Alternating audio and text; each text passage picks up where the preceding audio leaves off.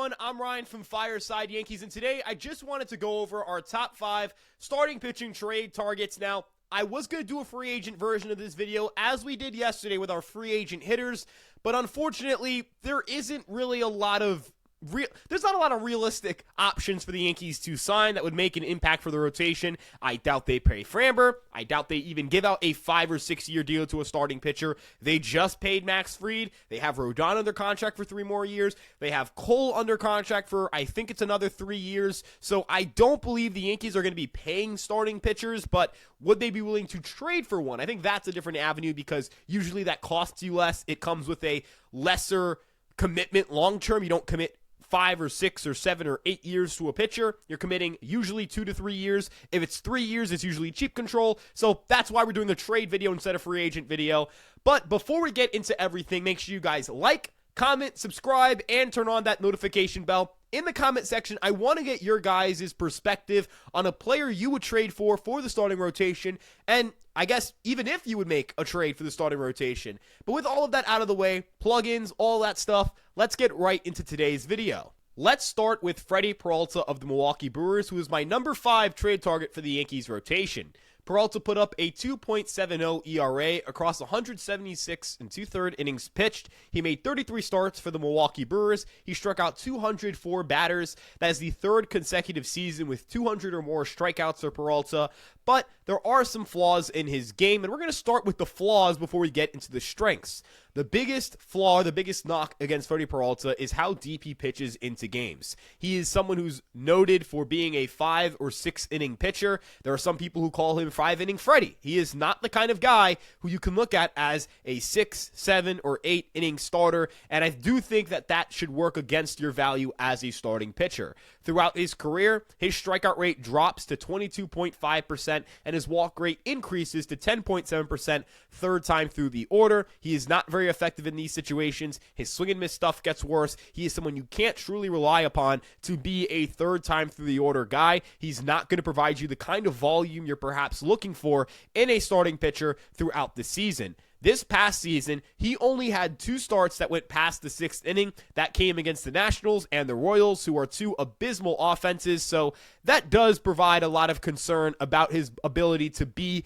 more of that frontline starting pitcher. And I know I was praising him a lot, and I was very optimistic about his outlook and what he could be for the Yankees in 2026 if the team were to trade for him. But I did read the comments. I did check my mentions on social media about my praise for Peralta, and I really took in that feedback, and I said, hey, I'm wrong about this. This is not a guy who is a frontline starter. He is more of a number 2, number 3 guy. He's more of a low volume, high effectiveness starter, and I'm not sure how valuable that is in postseason play. And so I really took what you guys said into account, and I really sat back and said, wait a minute, no, I'm wrong. They're not wrong. I'm wrong on this. So I moved him down to number 5. He was going to be inside the top 3, but ultimately moved down to 5. He is still a good pitcher in my opinion.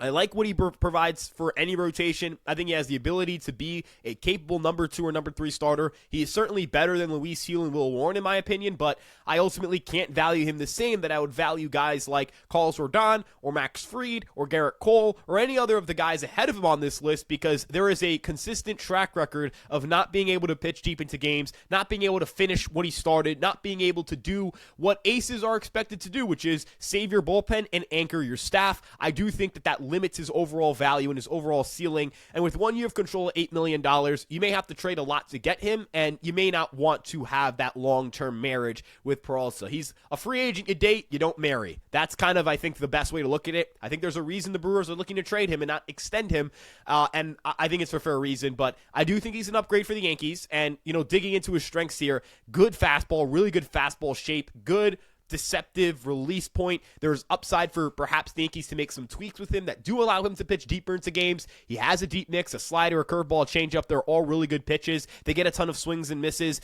Perhaps for Peralta, it's a matter of using the fastball less and mixing in his secondaries more as to not become predictable. Perhaps the confidence thing. I know Blake Snell struggled with this throughout his career in terms of being able to pitch deep into games, but he went to organizations that allowed him to go deeper into ball games, and he has excelled in that in that capacity. So perhaps it's a not being comfortable in those roles, not feeling like you have to pitch into those situations. The Brewers are a very aggressive team in terms of bullpen usage. Maybe he's been coached and kind of trained throughout his major league career to be a guy who exerts all his energy in the first 5 innings, and you hope to get maybe 6 out of him if things are going well. But I do wonder if the bullpen and kind of pitching like somebody who knows he's going to get taken out in the 5th or 6th inning, maybe that does affect how he pitches on the mound. I think that there's something to like here in terms of upside. I think there's a lot to like in terms of just the value you're getting at $8 million for 2026. If you were to trade for him, he doesn't impact your salary, your luxury tax at all. The Yankees would be able to make any other moves they wanted to make, even without Peralta, in terms of free agent signings. And I don't think he's going to kill your farm system to trade for. So I do think that the value of not having to blow up the farm, not feeling like you're taking a massive luxury tax hit, and knowing you're going to get a good starting pitcher, I think all of that makes him very valuable on the market. But again, the drawbacks: is he going to be able to pitch deep into games? Is he someone you're going to want to bring back after next year? And the final thing, and I think the most important thing, is he someone who is an ace? Is he a number 2? Or is he a good starting pitcher who doesn't get tested a lot late into games? Those are all really fair questions to ask, and so that's why he's number 5 on this list. Coming in at number 4, we have Sandy Alcantara, the 2022 Cy Young winner. He's currently on the Miami Marlins. He enjoyed, or not really enjoyed, he did not enjoy his 2025 season. He made 31 starts with a 5.36 ERA and a 4.28 FIP. It was the worst year of his career. His strikeout rate has dropped in 3 consecutive seasons, 2021 to 2022. We saw a dip in strikeout rate from 22 to 23, and from 23 to 25, all dips in K percentage. And I do have concerns about the upside here. I think that Sandy Alcantara has good stuff, and I think he would make the Yankees better, and I do like the pitcher, and I like the profile, I like the mix, but I do wonder, the Marlins are a small organization. They're a good organization. If there's something to have fixed here, would they not have already fixed it, is a fair question you could ask. And I think that with Sandy here, the Marlins haven't really been able to figure out what's wrong. In his final 8 starts, they made some adjustments to his pitch mix, fewer fastballs, more curveballs, more breaking balls, more secondaries, but his numbers against lefties are really bad. He didn't miss bats. He gave up over a home run per 9 while pitching mostly in Miami, which is a much more favorable ballpark for hitting home runs than Yankee Stadium would be, or much less favorable for hitting home runs for hitters than Yankee Stadium would be. That is something that concerns me. The average exit velocity was 90.7 miles per hour. The ground ball rate was 46.5%. This is a pitcher who would likely give up maybe 1.2 to 1.3 home runs per 9, and unless you're striking out an insane amount of batters and not walking anybody, it's very hard to be an effective starting pitcher doing that. And I think that if Sandy is unable to get the swing and miss back, or get any swing and miss back, that he's going to really struggle to pitch in a ballpark like Yankee Stadium in 15 out of his 30, or 16 out of his 32, or 17 out of his 33 starts as a Yankee. And so that does concern me. But again, the Stuff Plus scores are really good. It's a 108 Stuff Plus. The Location Plus did take a dip, indicating that his effectiveness or his execution of these pitches wasn't really there throughout the season. But again, if you look at the last portion of the year, over his last few starts, he was improving the location, improving the command. In his last 8 starts, he had a 104 Location Plus, and he had a 2.68 ERA with a 24.9% strikeout rate. Is it a matter of command? Did he just need to get his feel back for pitching after TJS? The issue is that in 2023, he wasn't very effective. He was a league average starting pitcher, and he was doing it without the UCL tear. This was pre-Tommy John. So I do wonder if it's a matter of injury, post-injury rust, or a sharp regression in overall effectiveness. I think there's a real worry and a real scare and a real concern with trading for a guy that you don't know if he's going to get right again. And he's under contract for next year. There's a club option for 2027, which does help the Yankees, because if he's not good, you can just cut him. But if he is good, you can keep him. I know the Yankees had interest in him at the trade deadline. They believe they could fix the things that were wrong with him. I believe the Yankees can as well, but I'm not 100% sure. I just think they can. And what does that even look like? Is it restoring him to a 3.8 ERA pitcher? Is it a 3.7, a 3.6, a 3.5? Is he a number 2? Is he a number 3? Is he a number 4? Is he a guy whose his value is volume, or is his value in effectiveness on a per start basis on top of volume? What made Sandy a top 10 starting pitcher from 2021 to 2022 was a combination of being very effective on a start-to-start basis, but also being very effective in terms of providing volume. He made 65 starts. He had tossed over 430 innings in that time span, but he also had a strong ERA and good underlying metrics. Is that the pitcher we're going to see in 2026? Is it that kind of pitcher, or is it more of his 2023 self where it was a 3-win season, but it was a 4.14 ERA? He was 6% better than league average at preventing runs. That's not a starter you take into the postseason and go, this guy's going to absolutely shove. That's a starter you take into the postseason and you go, yeah, you hope he can get you a couple of innings here. You kind of have a short leash for him. He's more of a number 3, number 4, not a number 1 or 2. And I think that you want to trade for a 1 or a 2. Sandy has more upside to be a 1 than Freddy Peralta, which is why he was ranked above him. He has the ability to pitch deep into games, but ultimately, you don't know if he's going to be the pitcher he was again. And I think there's a lot of risk and reward here, but the stuff is so good that the risk and reward, the Yankees might be able to get something out of this. He has 5 pitches, with above average stuff plus grade. That's the kind of pitcher I'd bet on. But how much will the Yankees bet on that, and how much is there to improve? Those are all questions and fair questions to ask. Let's move on to our number 3 starting pitcher on the trade market, and that's Pablo Lopez. Now, Pablo Lopez put up a 2.74 ERA this year. The year prior was a 4.08, and the year before that, it was a 3.66. Now, he broke his streak of 3 straight seasons with 32 straight starts. This year, he only made 14. He had an injury, but when he was on the mound, he was effective. A 23.4% strikeout rate, a 3.19 FIP, a 3.87 skill interactive ERA. He was a number 2 to number 3 caliber starter. The stuff is pretty good. He's got a good sweeping slider. The fastball shape isn't great, but he gets really good results on it. The changeup's good. The curveball's good. The sinker's got a fun shape. It's got good run and good depth. They checked his ulnar collateral ligament after a forearm injury, an MRI that occurred in September, and there was ruled no concerns, although I do think that the Yankees would want to take a look at those medical records if they were to trade for Lopez. Now, the thing that I like about Pablo Lopez is that with Miami and with the Minnesota Twins, he has been a guy who's capable of getting strikeouts, isn't going to walk a lot of people. He does give up the home run ball, and that is a concern, but I do believe that there are some improvements the Yankees can make here in the overall profile. If you look at his splits against lefties and righties, I think there's some room for him to increase the sinker usage potentially to right-handed batters. His home run issues against righties aren't as prevalent as they are against lefties, but I do believe there's room to be better against righties and continue to improve that platoon advantage against lefties, maybe getting the changeup back in the mold, the fold. The sinker sometimes can be a pitch that can help you against lefties if you locate that front hip location really well, and you get a lot of called strikes and freeze a lot of hitters. He seems to be a pretty platoon neutral guy in general. It's not like he's gonna be bad against lefties. He's better against righties, but he's not fazed by lefties because of the really good changeup. I believe that Pablo Lopez is more than capable of being a Game 1 starter. He was the Twins Game 1 starter in 2023, and in that playoff run, he was incredible. He made 2 starts, didn't allow more than 1 run in any of those starts. He allowed 1 run, I think, in total in those 2 starts. He pitched against Houston. He pitched against Toronto. He was very strong in those outings. He had a postseason appearance in 2020. He allowed 2 runs and struck out a bunch of batters in that outing. I think it was 7 strikeouts and 2 runs. I think it was something of that caliber.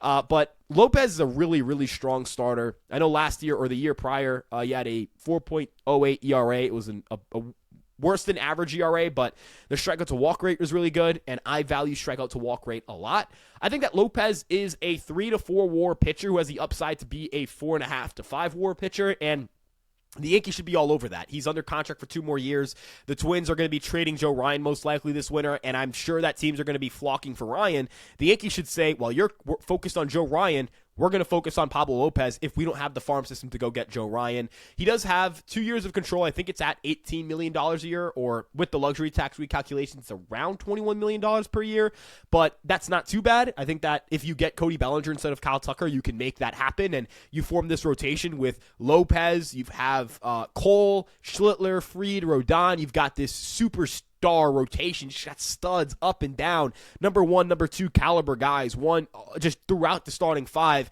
and Warren and he'll provide you depth. ERC can provide you some depth, and if you need to trade one of those guys in that deal, you feel comfortable doing that because you're going to have rotation depth at the farm system level and at the major league level, where you just feel like you have this super rotation that any single time you play, you can win that game. You can win that day, and Lopez definitely provides that for the New York Yankees. coming in at number 2, we're going to talk about his teammate, and that is Joe Ryan. Joe Ryan has been incredible for the Twins over the last 2 years. Since 2024, he owns a 3.50 ERA, a 27.8% strikeout rate, and a 5.1% walk rate. There is a home run problem, and that is definitely concerning, especially when we talk about a player who gives up barrels and fly balls at the rate that Ryan does.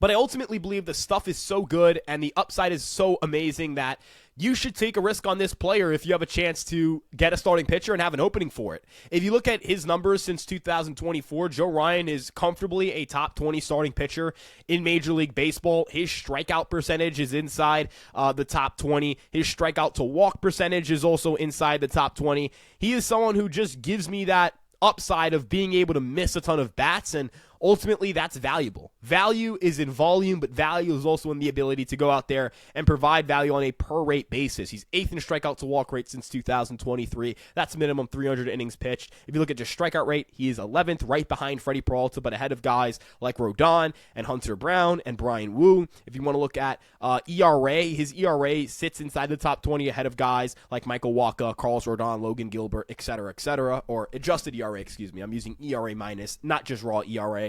Joe Ryan's a really good pitcher. My concerns are he's got 2 years of control, and you're probably not going to re-sign him if you don't want to give out starting pitching money before the Rodon and Cole contracts end.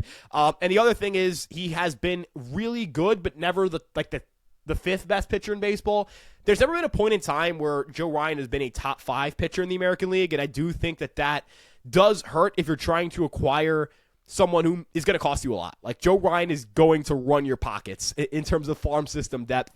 And again, there aren't a lot of years where he's been comfortably the 5th best pitcher in the American League or the 3rd best pitcher in the American League. He's never really been a Cy Young caliber pitcher. I think he's had good years, but the home run numbers really make it hard for me to consider him a number 1, true number 1, the way you look at Skubal or Crochet. I don't think he's a better pitcher than Fried. I don't think he's a better pitcher than Hunter Brown or Framber Valdez. I think he's as good as some of those guys maybe, or maybe getting in their caliber or their tier, but he hasn't peaked as high as some guys on this list.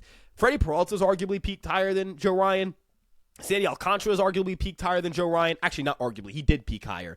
And I think Pablo Lopez might have peaked higher than Joe Ryan has if you want to factor in wins above replacement. But I think what you get in Joe Ryan is this outlier pitcher who has such a weird release point, gets so much ride on his fastball relative to the release point, has the upside to get better. Maybe a smarter organization can figure out ways to dial in the secondaries and get him to be a really good pitcher. Maybe you get him with Matt Blake and he ends up being a number 1 caliber starter and finishing inside the top 5 in Cy Young voting, finishing inside the top 3 in Cy Young voting. But I think there are pros and cons here, and I think that it's fair to analyze both. It's fair to sit here and say that, you know, Joe Ryan hasn't peaked as high as some of the guys ahead of him, but he certainly has more upside than everybody behind him. He's only 29 years old. He is really, really effective. He's gotten better every single year. I think it's just a matter of joining a really strong organization and finally putting it all together. Now let's talk about our number 1 pitcher, and it is Tarik Skubal. Now, Tarik Skubal is someone who, it isn't a guarantee that he gets traded. I think it's fair to say that the Tigers should hold on to him, that if he gets traded, it probably won't be to the Yankees, but we're looking at a rotation board. We're looking at a board of trade targets. Just like in the free agent video, I said that Pete Alonso is inside the top 5, and I put him in the top 5. I think I put him 3rd. He's not going to be a Yankee, most likely. But if we look at players who we're not ruling out, we're looking at position players, looking at starting pitchers, they're in that range. They do need to be talked about, and Tarik Skubal needs to be talked about because you could argue he is the best pitcher in all of baseball. I personally think Paul Skeens is better, but Skubal is right behind him. If you want to factor in volume, you can argue for Skubal. He is a dog in the postseason. 6 playoff starts, 2.04 ERA, 1.91 FIP, a 37.8% strikeout rate this past season, 32% strikeout rate, 4% walk rate, 2.21 ERA, nearly 200 innings pitched. Last year, 2.39 ERA. I mean, he's been that good. The last 2 seasons, he leads all of baseball in wins above replacement as a starter. He leads baseball in qualified ERA. He leads baseball in total strikeouts. He's been the guy. He's the man. He's a number 1, a true number 1 caliber starting pitcher. He is the best of the best. He is as good as it gets. The issue is that I don't know if the Yankees are going to be able to pony up what teams are going to pony up to trade for him.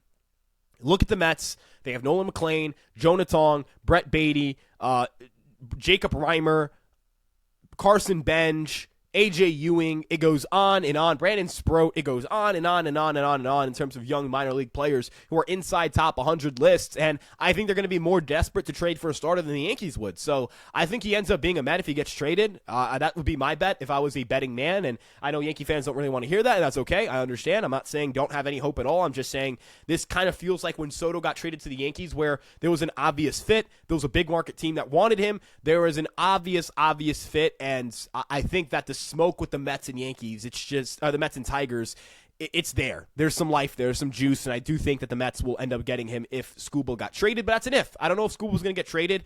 I would argue he's the least likely of anyone on this list to get dealt, because I think that there's just value in holding on to him if you're the Tigers, and you should really consider just signing him. I wonder if some of this smoke is, trying to push back on the notion from the Tigers' perspective that they need to pay him, that they're better off. They're trying to sit here and say we could be better off without you. I don't think anyone's falling for it. I think it's BS and it's complete hogwash. But if they want to play that game, they can play that game. Ultimately, Tarik Skubal, really just the best of the best, number one starter.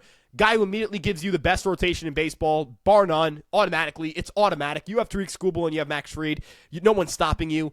The question now becomes, will the Yankees have enough to get him? Will the Yankees be able to pony up the right offer? Will the Mets just kind of be the team that the Tigers lock in on and give him to? And I think that's totally possible, and I'm not saying that as a doomer or as a pessimist. I'm just saying it as like, hey, I completely understand looking at what the Mets have in the farm system and going, yeah, that's a team I want to deal with. But let me know what you guys think in the comment section below. Who would you trade for? Peralta, Alcantara, Lopez, Ryan, Skubal? Who's your guy? Who would you trade for? Give me some mock trades in the comments below. We'll heart the ones we think are the most realistic. And if you enjoyed today's video, make sure to like, comment, subscribe. We're trying to reach 30,000 subscribers. That's our next goal. That's our next milestone. And if you guys can get us even closer to that goal, that would be great. The video on the left, I'm finally going to get this right, is the video you're recommended to watch by YouTube. We'll see you guys in the next one. Let's go Yankees, and peace out. See you, everybody.